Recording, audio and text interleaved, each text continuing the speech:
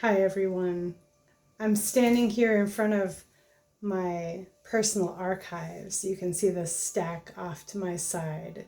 This is a collection of objects, items, writings, photos.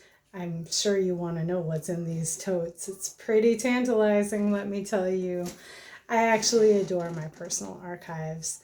I recently wrote a post about using our personal archive as oracle.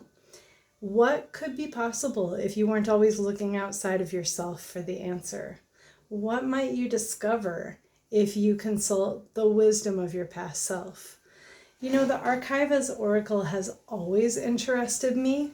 I think it started out when I was younger as a curiosity about what our things say about us, and gradually just expanded.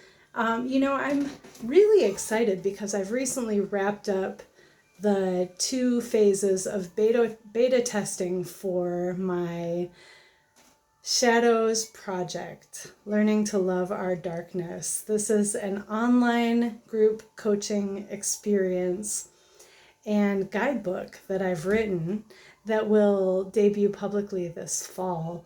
And I think that our archives tie to shadow work intimately. There's often some level of shame that we might experience in possessing archives or in what might be written in those notebooks, what might be shown in those photographs. You know, some of our darker moments and darker, more personal materials that we squirrel away aren't things we would readily show to somebody else. But that's what shadow work is all about. It is not about showing your shadow work to somebody else. It is not about, showing your shadow content out in the world. It's about noticing and catching your shadow content when it does squirrel itself out sideways. It's about learning to build a whole relationship with yourself, one that includes your shadow self and doesn't exclude it and keep ostracizing it.